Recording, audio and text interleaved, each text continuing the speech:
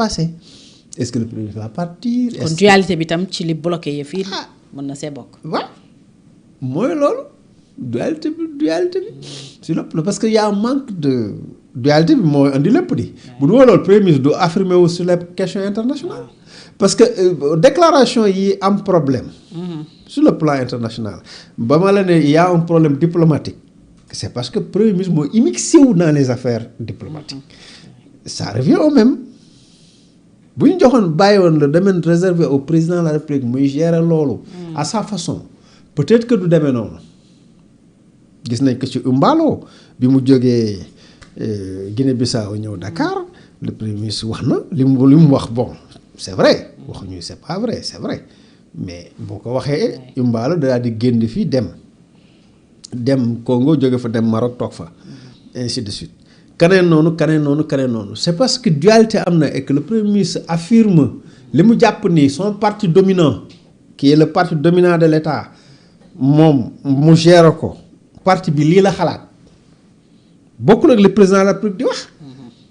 immixtion boobu sur le plan de la dualité ak cohabitation bi moo yàq les relations beaucoup de relations internationales.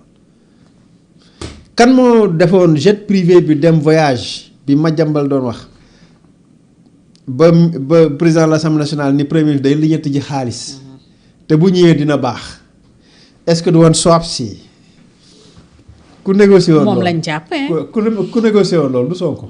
voilà foofu laa la wax ma ne la on a un problème de relation internationale. et si on a un problème de relation internationale li gën a tax mooy c'est parce que il y a une dualité au sommet de l'État c'est pas seulement à l'époque parce que Yacine Fall moo fi nekkoon. bi ñaa ñëwee am nañ amélioration sensiblement rek mais dafa des. c'est parce que problème orientation stratégique la ñu am. que nañ war a jëlaat en main les affaires. et pour cela li may conseiller Diomaye mooy ñu def mu appeler tous les ambassadeurs à un grand sommet ñu toog def benn genre conclave waxtaan qu'on redéfinit suñu politique internationale et qu'on interdit systématiquement au Premier ministre de se prononcer sur les questions diplomatiques je dis bien on interdit mais Fatou mënuñu continuer nii. Diomaye mën na ko tere. ku ko yëlif. président de la République. fii sama état la il faut pas parler des questions internationales désormais arrête. mais à un moment donné il faut être ferme voilà. mais est-ce que président Diomaye tam jël na il a pris conscience. non jël ko woon ko mais baax na bu mbëkkee miir moo ci waxam dina jël conscience dina xam li xew. waaw. parce que peut-être su doon def na benn prise de conscience ci loolu xëy na doon na agir depuis non mais xamul woon toutes les conséquences peut-être. ok mais je te jure que nous suñu problème yëpp c'est international. c'est stratégique c'est-à-dire c'est au niveau international stratégique. investisseurs et les discours ils sont pour quelque chose. gars yi di hésiter non li nga wax nii mënoo ko weddi yaa ko wax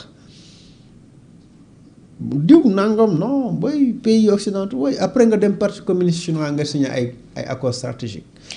surtout quand il a parlé de tricherie si FMI. en Italie boobu moom. merci de me donner l'exemple. boobu moom c'était quand tu dis que le FMI triche. si le FMI n'était pas dans la tricherie. voilà. mooy FMI day tricher. voilà léegi nag comme ñuy tricher ñu continuer di tricher. voilà un exemple. bu ma non déclaration boobu moom c'était. non voilà un exemple bu ma fàtte woon. entre autres c'est sûr que fàtte nañ ci yeneen. mais je dis bien encore une fois bu doon demee na mu daan demee.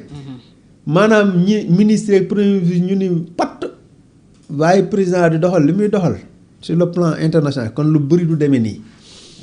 désormais il faut siffler la fin de la récréation ñu bàyyi yooyu gis nga ay discours guerrier yooyu c'est enfantin ñun dépasse nañ yooyu ay guerrier la ak yooyu c'est enfantin nañ ko bàyyi ça ne sert à rien fëgg dënn fii ku ne mën nga ko c'est pas ce qui est important lii am important mooy nga réaliste xool li baax ci réew mi nga nekk ci peut-être yow baaxul ci yow peut-être que yow bokkul ak sa li nga gëm mais nag loolu peut-être moo baax ci réew mi à partir de ce moment là nga xool ni ngay adapté woo ca loola.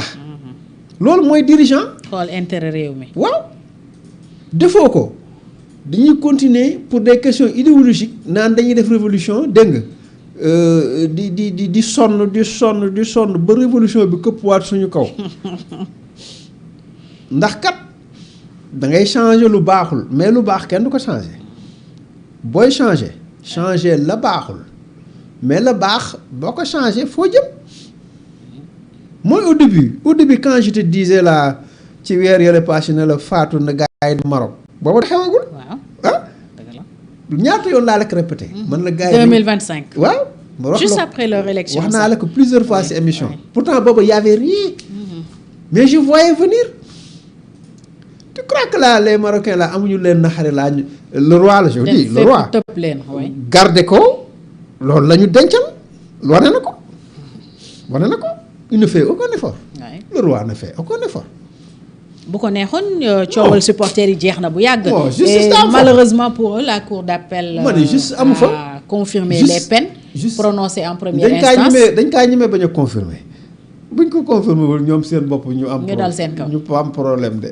loolu parce que le roi est dans c'est le roi c'est la main du roi. c'est le roi du Maroc. parce que gars yi bi ñu ñëwee ils n'ont fait aucun effort. pour defar diggante yi. il fallait.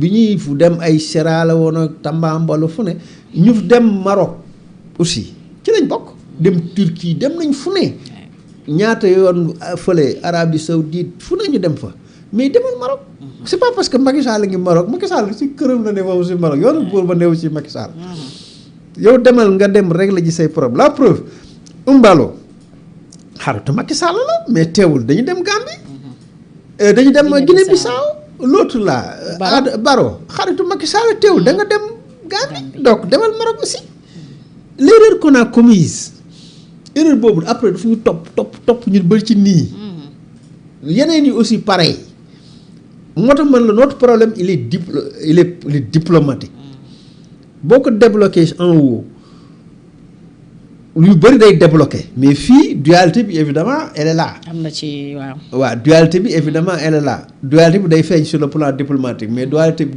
day yàq plus que ça parce que entre la vision conceptuelle stratégique bi présidence am ak la vision stratégique exécution des décisions il y a un décalage moo tax ça ne peut pas marcher.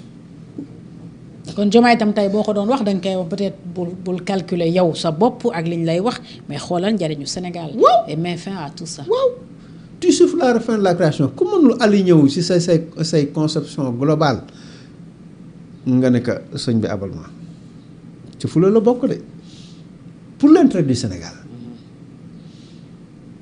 waaw bu ñu mënee ànd ak yow si loola baax na encore faudrait-il que Diomaye xam fi mu jëm. waaw. dëgg la bu xamul fu mu jëm du mën a wax loolu. dëgg la day bàyyi rek yëf yi jaxasoo. pour def lu la neex. waaw sabar gu tas. sabar gu tas moom làmb ju toj a yem donc il faudrait que ñu xam ñoom. mu am une vision claire. vision claire fu mu bëgg a jëm ak fu mu bëgg a jaar pas une vision des cabinets. vision cabinet yomb na. jëm si benn cabinet ñu defal la benn projet. voilà nga tudde ko vision loolu yomb na. mais dama ne yow sa bopp da ngay gëm fi nga jëm yow Diomaye il faut moom Diomaye mu xam fu mu jëm. xam fu mu bëgg a jëmee. xam fu mu jëmee ba door fa diri ñoom Sonko ak ñëpp diri leen foofa parce que tout en se disant que fii moo gën bu dul loolu Sonko day taxaw di jël initiative am. en se disant moom itam du mën a wax dara parce que xamul lu mu bëgg. xam en se disant que moom moo yore vision d'exécution. donc moo war na am marge de manœuvre pour doxal te donc c'est dans ce cadre de cette marge de manœuvre war na wax lii war na def lii war na wax lii war na def lii te président du ko mën a recadrer parce que président day jàpp ni peut-être ça day coïncider avec la vision globale parce que moom si président vision bi leerul si moom. te ñu ko wutal ay lunettes mu andil ñu ay taggatémbe. te ñu ko wutal ay lunettes ndax mu gis bu baax. ay ñuy def wutal ay xaw mais parce que c'est ça notre problème. mën na am ci situation boobu lañ nekk kon. waaw mais y a un décalage. sinon pourquoi il laisse faire on comprend. décalage y a un décalage. décalage boobu moo indi parce que y a déjà différence de personnalité. loolu lañ tuddee cohabitation en fait. mooy ku décalage nekk boobu. sa xalaat. décalage entre vision bi gis-gis. président incarné ak exécution bi premier ministre gëm. y a un décalage. Oui, parce que premier ministre wax naa ma avant c'était un problème politique un différend politique. waaw. Une divergence politique loolu la ñu njëkkoon wax mais ci dernière sortie bi mu def di waxaat ci seen dualité mooy bi muy def waxtaan ak PROS wax na ne même ci doxalinu réew mi donc ça dépasse le plan politique maintenant même dans la gouvernance il y a un différent. fi ñu ci gën a naxari fi ma si gën a naxari et foofu c'est quand président jóg ni day def ay tournées économiques et que premier ministre yoonam nekk si quoi mais je dis mais ci ban état lañ nekk.